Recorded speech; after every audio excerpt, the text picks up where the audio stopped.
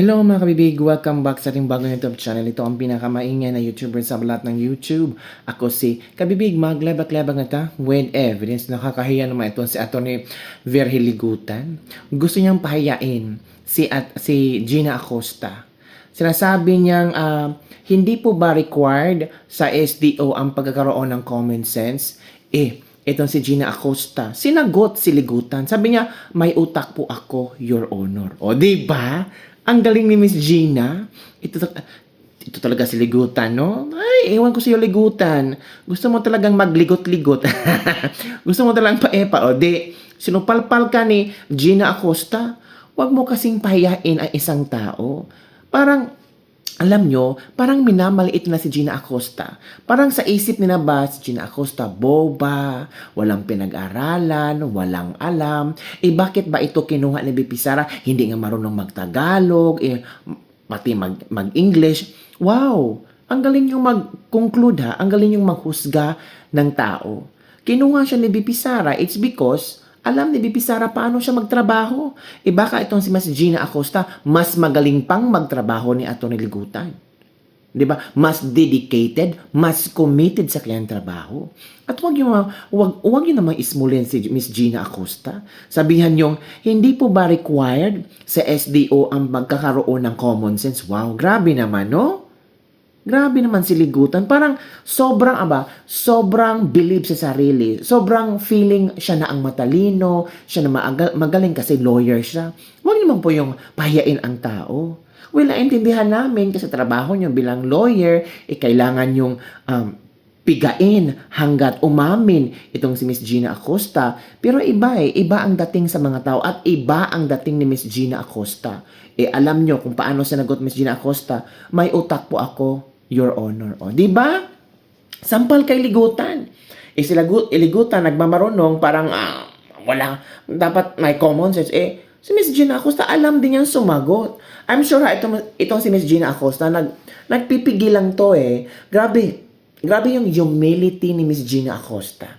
Nakita ko kanina na parang mangiyak-ngiyak na siya, humihingi ng tawad. Parang natatakot na si Miss Gina Acosta. Kasi si Miss Gina Acosta, kung ano yung alam niya, yun lang kayang sasabihin. Pero pilit kasi nilang pinapaamin si Miss Gina Acosta sa kasalanan ni BP Sara na hindi naman ginawa ni BP Sara. So, paano aaminin ni Miss Gina Acosta kung walang kasalanan si BP Sara? Tapos sabi pa ni Risa Hontiveros, okay lang po ba kayong makulong kung yung ibang tao ang gumagawa ng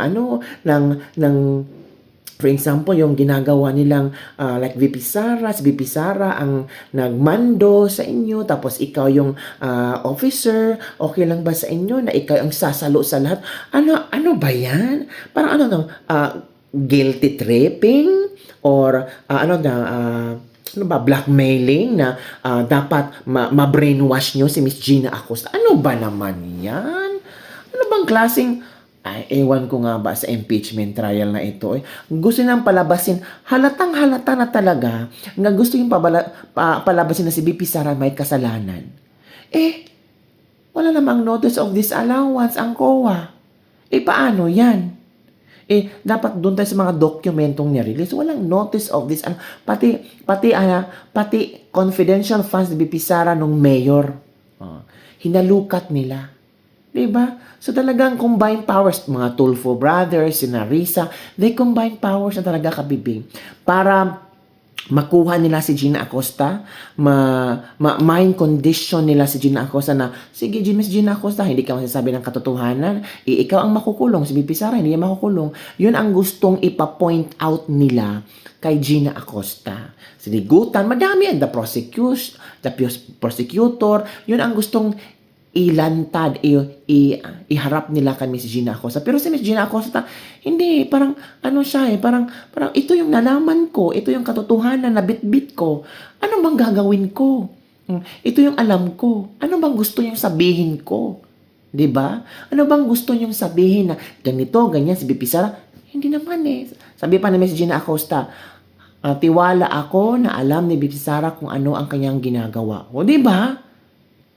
Tapos si Erwin Tulfo, sabi, stupid daw. Grabe no. Blindly loyalty daw. Ano ba naman yan? Napaghalataan tuloy, di ba?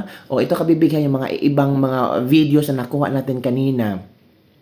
Kung paano nila, for me ha, is harassment already kay Miss Gina Acosta. Yung pagkatao ni Miss Gina Acosta, parang inakusahan nila na walang common sense, stupida.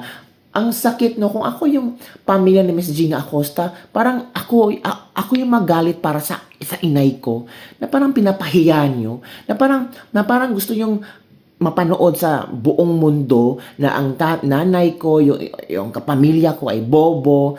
Sinabi ni Mr. Ligutan o Atty. Ligutan na hindi po ba required sa SDO ang pagkaroon ng common sense? Grabe. Tapos sinabihan pa si Gina Acosta ni Rafi Tulfo na stupid daw. Di ba grabe? Grabe naman yung mga taong nito. Parang talaga makuha nila ang gusto na madiin si BP Sara. Hahamakin nila ang isang Gina Acosta. O panoorin nyo ang video kabibig. Wala rin pong notice of disallowance. Wala po. Laban sa inyo, wala po. Wala po. Wala rin pong notice of disallowance laban sa kay dating Mayor Sara Duterte. Tama po? Tama po, wala. And the Commission on Audit did not reopen any audit for confidential funds of Davao City. Correct? Correct po. Your Honor, napakasimple ng tanong, ma'am eh. Paulit-ulit sabi mo, list of expenditures, nakasulat doon. Ito yung paggagamitan, ito yung nakalaan, 125 billion pesos, saka firma lang ni Colonel Lachica, saka tinatakan mo receipt. Wala yan. Gireceive Your- na yun. Objection, Your Honor. Approving, Ask and approving. answer, Your Honor. While indeed it was asked and answered, counsel, I think counsel is seeking clarification on this point. It affords the witness an opportunity to clarify her answer to because she seems to be unsure. So I'll allow it for now, counsel. With your indulgence, Ma'am Gina, pakisagot po yung katanungan ni Attorney Ligutan. You want me to repeat the question? Gipa-receive ko siya, Your Honor. Ayun, exactly. Paulit-ulit po. I think alam po natin. Pina-receive po at internal yung papel na nagsasabing ni-receive. Hawak niyo po ba yun ngayon? May kopya po ba kayong dala ngayon? After po nakagawa na po ako ng liquidation, Your Honor, kinuha po ulit ni Security Officer La Chica, Your Honor. Kinuha na po niya, Your Honor, kasi nakaliquidate naman po kami. So Your wala Honor. na po sa kamay niyo, nasa kamay na po niya. Wala. Sa araw na yan, December 20, 2022, wala. Yes or no? Objection, Your Honor. Ask and answer, Your Honor. I'm asking for now. Actually, asked and answered already. I will have to sustain the objection Yes, with the counsel. That is already just for emphasis, and I think the witness has answered it I already. will continue, Your Honor. In cold cash, pera ng bayan. Objection, Your Honor. 2023. Misleading and ask and answer, Your Honor. It's 2023. already asked and answered, Your Honor. Counsel, I will have to sustain the objection, but on the ground that it is compounded, and if at all it is misleading, because the 375 million was not given one time to Colonel Lachica. I will break it down, Your Honor, please. You totaled it for her. Okay. Kindly modify. I will break it down. Para naman, sa first quarter ng 2023, binigay mo rin 125 billion pesos in cold cash to Colonel Lachica. Tama po ba? Ask and answer, Your Honor. I'm breaking it down. Gi-release ko po kay Security Officer kasi siya po ang itinalaga ng aming Vice President, Your Honor, at siya ang nakakaalam paano i-implement ang mga confidential activities, Your Honor. There you go again. Naharap ng ating mga senator judges, sa harap ng taong bayan na tinanggap nga ni Colonel Lachica yung 125 million pesos galing sa'yo. Your Ngayon. Honor. That's very clear. I would have to register a continuing objection to this line of questioning. Napakasimpleng tanong po, Your Honor. Considering that it's already asked and answered. Your Honor. Ngayon, Counsel, you're on a short leash. I think the witness answered already from the questioning of the presiding officer himself. Although I know and understand it's for emphasis, but it can only go so far. yes.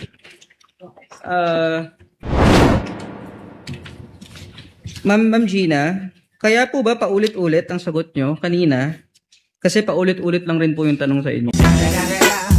It's the motherfucking Eagle Double G. Objection, that's vague. I withdraw, Vague. Your Honor. Vague. Nice try, vague.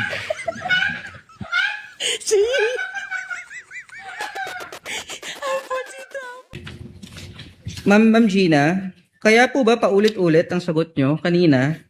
Kasi paulit-ulit lang rin po yung tanong sa inyo. Objection, that's vague. I withdraw, Vague. Your Honor. Vague. Alam, yung, I will repeat the question if you may, Your Honor. I think she understood the question, but mas- difficult to answer on her part, counsel, but I don't want to put words in the mouth of Yes, the Your Honor. witness. Malalim po ang Tagalog ni Attorney Lagutan po. Ma'am, it's ligutan. Okay now. Ay, sorry po. I'm sorry. I'm sorry, Your Honor. It's okay po. I'm sorry po. It's okay, ma'am. Sorry Okay. po. Sorry po. It's okay, ma'am. Okay, ma'am. Ma'am, I will repeat the question. Okay, so I've been practicing. Never akong naiinis. Never akong naiinis sa isang witness. Pero alam ko kung nagsasabi pa ng totoo yung isang witness o hindi. Pero yung na-strike yung modus claim po nila. Okay, oo. Modus, ibig sabihin yan sa English is method of procedure, yung nakagawian. So, walang ibang tawag dyan kung ito na yung nakagawian. Ito ha, this is academic ha. Pag sinabing ito na yung nakagawian gawin, tawag natin dyan is method of procedure, modus operandi. That's the Latin term. That's ano naman, that's a legal term. Okay? Sige guys. Sir, Opo. na-fortify ba yung position nyo dun sa ibang tanong ng mga senator judges? Oh, yun yung ano ko, I think yung makakasagot dyan, sir, hindi kami. Yung makakasagot dyan yung tao. Kasi nga we are inviting yung mga tao, no, narinig nyo, nakita nyo yung ebidensya, kayo po yung may karapatan, may kapasidad na mag-conclude kung kapani-paniwala ba o hindi yung isang testigo. Nasa sa inyo yan. I'm not laying any value ha, pero alam natin kung yung isang testigo nagsasabi ng totoo o hindi. Yun yung tanong sa inyo, mga taong bayan. Maraming salamat. So yun na nga kabibig ang ating Dislibak-Lebak for today. So ikaw, ano ang iyong reaction sa mga ginagawa ng mga taong ito? Ako naawa ako kay Miss Gina Acosta. Pumunta siya doon bilang witness kung ano ang kinalaman, sinasabi niya. Ang napakaganda kay Miss Gina Acosta, no? Hindi siya nagsisinungaling. Alam niya kung ano ang kanyang trabaho. Alam niya kung ano ang kanyang responsibility. Alam niya as accountable officer, alam ko ito yung ginawa ko. Alam ko kung ano ang gagawin ko. Alam ko kung ano ang responsibilidad ko. At may tiwala ako kay VP Sara. Yun ang napakaganda ni Miss Gina Acosta. And at the same time, grabe yung respeto niya. Kahit sinabihan na siya stupid, sinabihan na siyang wala common sense. Talagang nirespeto pa rin niya ang mga taong ito. Diba? Grabe ang mga Bisaya. Bye. As in, talagang Miss Gina ako believe talaga ako sa iyo. Grabe yung respeto mo sa mga taong ito.